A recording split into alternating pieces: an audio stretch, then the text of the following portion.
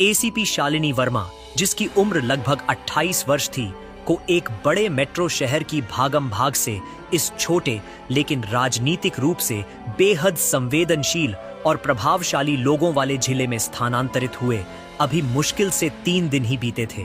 पहला दिन औपचारिकताएं पूरी करने में, दूसरा दिन पिछली सरकार के भ्रष्टाचार और लापरवाही से जमा हुई फाइलों के विशाल ढेर को समझने में, और तीसरा दिन स्थानीय नेताओं और रसूखदार लोगों के सलाम नमस्ते को सुनने में निकल गया था, जिससे शालिनी को जल्द ही समझ आ गया था कि इस शहर की असलियत दफ्तर के ठंडे एसी चैम्बर में नहीं बल्कि जमीन पर है।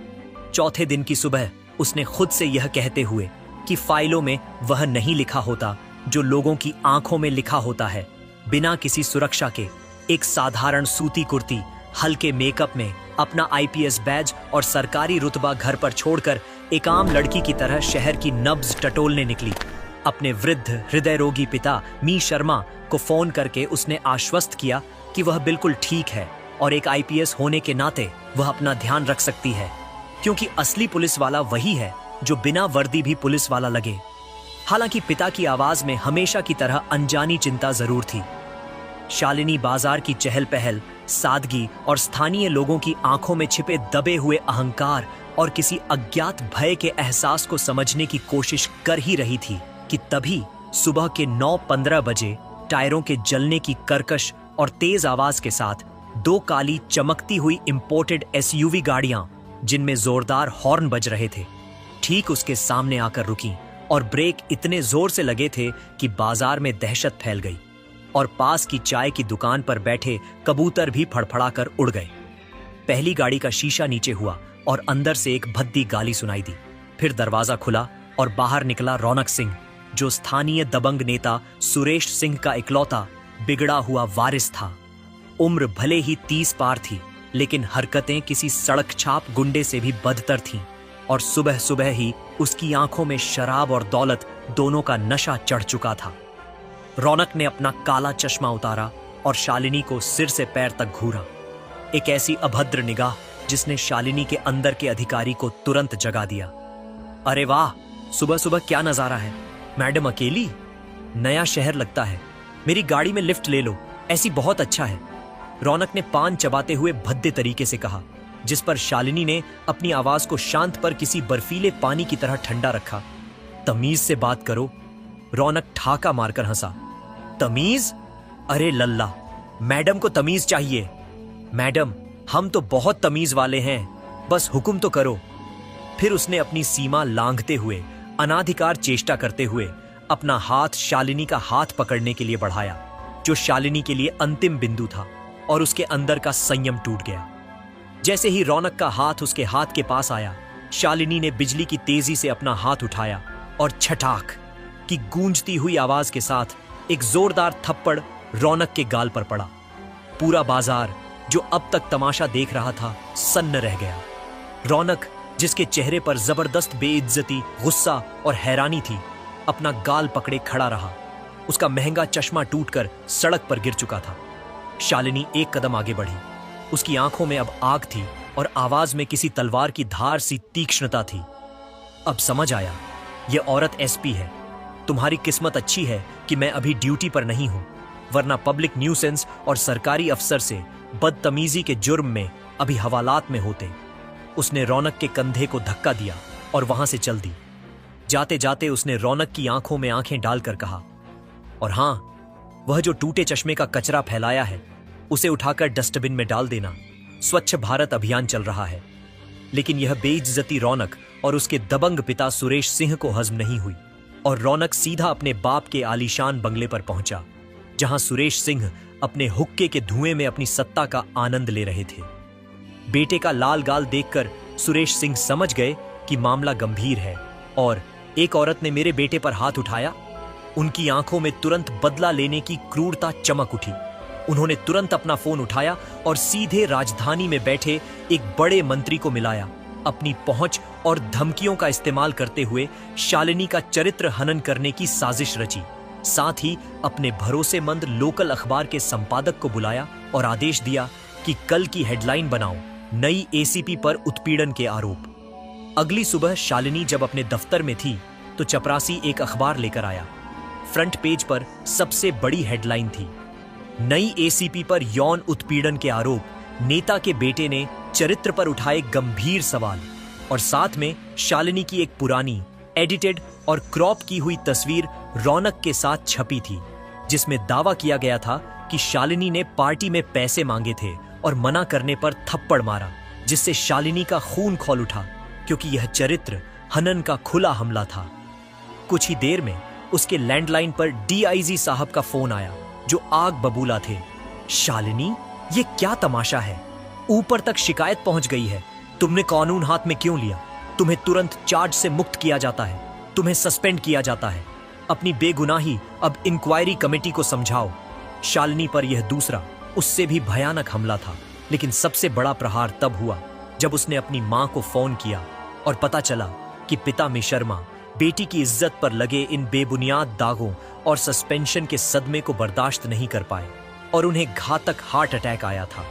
जब तक शालिनी पहली फ्लाइट से घर पहुंची, उसके पिता इस दुनिया को छोड़कर जा चुके थे।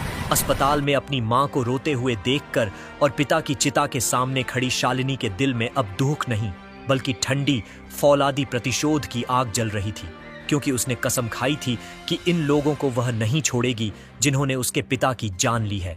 शालिनी वापस उसी शहर लौटी, लेकिन इस बार वह सस्पेंडेड एसीपी नहीं, बल्कि न्याय के लिए लड़ने वाली एक बेटी थी। उसके पास न वर्दी थी, न बल, न अधिकार, लेकिन उसके पास एक संकल्प था, सत्य को सामने लाना। उसने सबसे पहले हुलिया बदलकर एक साधारण लड़की की तरह स्कार्फ लपेटा और बाजार पहुंची, जहां उसने डरे हुए मिठाई वाले दुकानदार को विश्वास में लिया और घटना वाले दिन की सीसीटीवी फुटेज की कॉपी हासिल की, जिसमें रौनक की बदतमीजी और थप्पड़ दोनों साफ दिख रहे थे। उसने कई डरे हुए दुकानदारों को धमकाया, समझाया और भरोसे में लिया और 2-3 महत्वपूर्ण गवाहों के बयान रिकॉर्ड करवाए। फिर उसने अपने एक वफादार, ईमानदार और कंप्यूटर विशेषज्ञ कांस्टेबल मिश्रा से गुप्त रूप से मुलाकात की और मिश्रा ने अपनी नौकरी को दांव पर लगाते हुए अथक प्रयास से रौनक और सुरेश सिंह की मंत्री को किए गए फोन कॉल्स की डिटेल्स और कॉल रिकॉर्ड्स शालिनी को सौंप दी, जिससे उनकी साजिश का एक हिस्सा बेनकाब हुआ।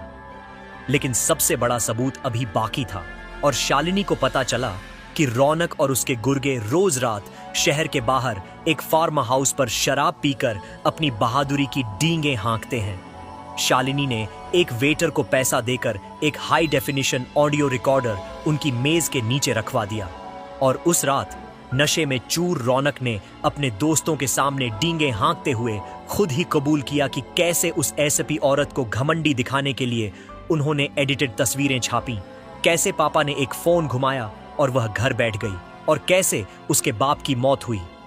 उसने क्रूरता से कहा, मजा आ गया, जो हमसे टकराएगा चूर चूर हो जाएगा। अब शालिनी के पास सब कुछ था, सीसीटीवी, गवाह, कॉल रिकॉर्ड्स और रौनक का कबूलनामा। उसने चुपचाप शहर के सभी बड़े पत्रकारों, न्यूज चैनलों और प्रभावशाली लोगों को होटल ग्रैंड में एक अति आवश्यक प्रेस कॉन्फ्रेंस के लिए अनाम निमंत्रण भेजा और हॉल पत्रकारों से खचाखच भर गया। ठीक 11 बजे दरवाजे अंदर से बंद कर दिए गए और स्टेज की लाइट जली। वहां खड़ी थी सस्पेंडेड एसीपी शालिनी वर्मा, जिसकी आवाज पूरे हॉल में गूंजी। आप सब सोच रहे होंगे कि एक सस्पेंडेड चरित्रहीन अधिकारी बोलने की हिम्मत कैसे कर रही है। मैं यहां सफाई देने नहीं, सच्चाई दिखाने आई हूं।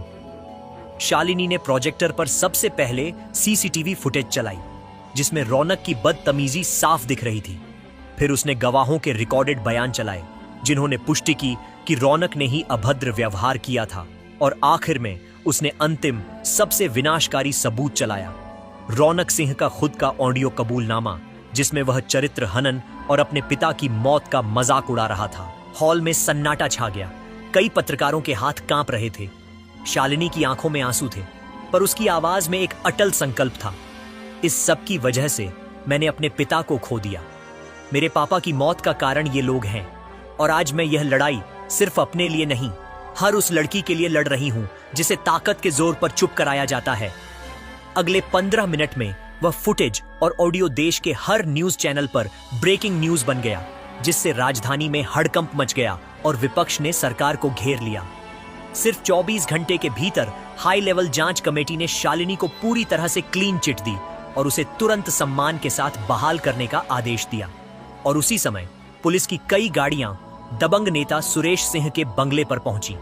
सुरेश सिंह और उसके बेटे रौनक सिंह को सरकारी काम में बाधा डालने, महिला अधिकारी का उत्पीड़न करने, सबूतों से छेड़छाड़ करने और एसीपी शालिनी वर्मा के पिता की मौत के लिए अप्रत्यक्ष रूप से जिम्मेदार होने के गंभीर आरोपों में घसीटकर गिरफ्तार कर लिया गया। अगली सुबह जब एसीपी शालिनी वर्मा ने अपनी खाकी वर्दी दोबारा पहनी तो उसकी आंखों में गर्व के आंसू थे। जब वह अपने दफ्तर पहुंची तो बाहर हजारों लोगों की भीड़ एसीपी शालिनी वर्मा जिंदाबाद के नारे लगा रही थी। एक बुजुर्ग महिला ने उसके सिर पर हाथ रखकर कहा, बिटिया, तूने अकेले इस शहर की इज्जत बचाई है। आज अगर तेरे पापा ऊपर से देख रहे होंगे तो जरूर मुस्कुरा रहे होंगे। शालिनी ने आसमान की ओर देखा। एक थप्पड़ की कीमत पर उसने अपने पिता की मौत का बदला लिया था और न्याय की जीत सुनिश्चित की थी, यह साबित करते हुए कि वर्दी पर लगे कीचड़ के दाग धोने वाले के हाथ साफ हो तो जरूर धोए जा सकते हैं। और दोस्तों, अगर यह कहानी आपको पसंद आई हो तो हमारे छोटे चैनल ड्रीम सूत्र कहानी को सब्सक्राइब करना ना भूले। धन्यवाद। आपके दिन शुभ हो।